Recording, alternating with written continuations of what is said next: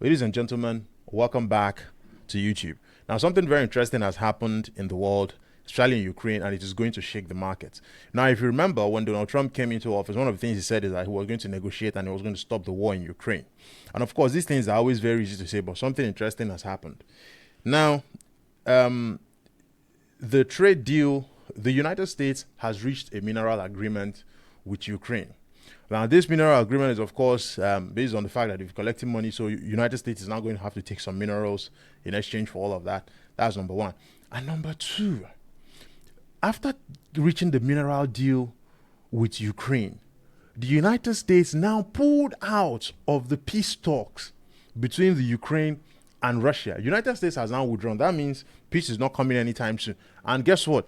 Now they will sell weapons to Ukraine. So that means they're going to continue to supply weapons for Ukraine. That means more money for America, more money for American corporations that sell these arms. And now Europe is going to be forced to get back into the war on the side of Ukraine.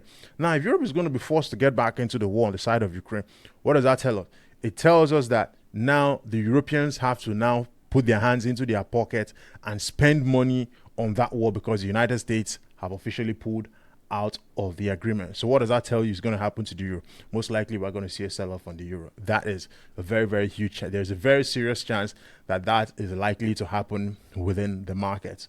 So I don't want to get into the sentiment or the political sentiment of these things, but one thing I will tell you is, or one thing I will always say is, don't ever allow your country to descend into war. If it descends into war and the people are coming into that war, to have a big say, to have a big negotiation, everybody is coming in there to look for their personal interest. The United States has come in, they've taken the minerals. Of course, they gave a lot of money to Ukraine under Biden. Now Trump has said now the United States is taking out minerals. And of course, they're not going to be proceeding with the peace talks. And of course, US weapons are still going to continue to go into Ukraine to support the fighting.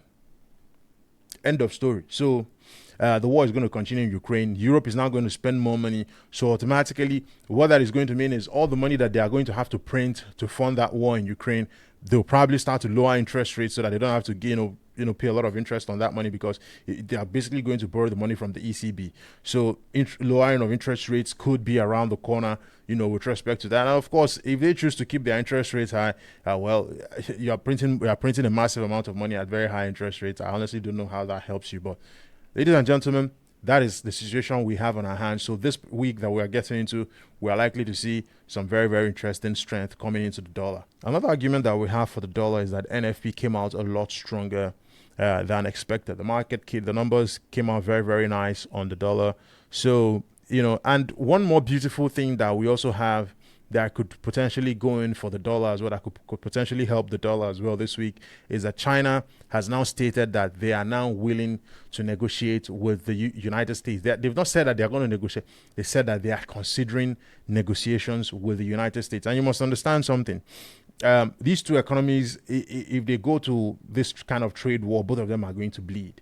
Right. And of course, it's not good for anybody. At the end of the day, they definitely have to find a way to negotiate. So China has put forward a statement saying that they are considering negotiations. And of course, that is very, very good for the markets. That is good for the stock market as well.